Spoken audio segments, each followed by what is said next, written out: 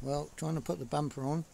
Unfortunately, I've left it sitting in the sun. Well, not in the sun, just over there for 2 fucking years. And it's kind of opened up a bit. So the bottom bumper doesn't really line up with the top no more. And as you can see, it's on there pretty bloody solid. So yeah, it's really taken on a new shape, sadly. That ain't going to line up. Bugger, another 2 hours down the drain. Here we go. Pulled it apart again, for fuck's sake. And here's my new tool. Well, it's not new, but it's been lying around for ages and I ain't used it for much.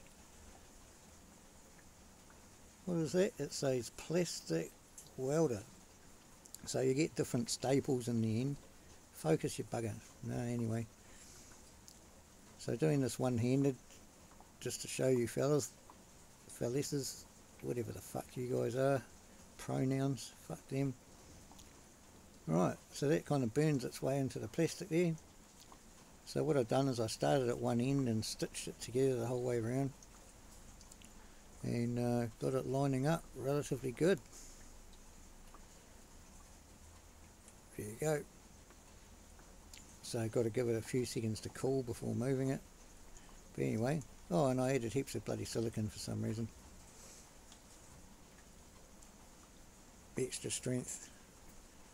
Well, extra liability.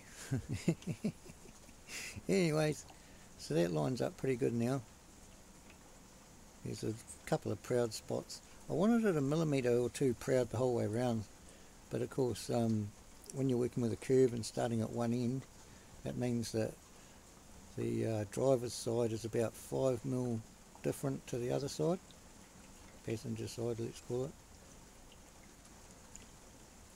Yeah, a couple of proud spots, but compared to what it was, fucking happy.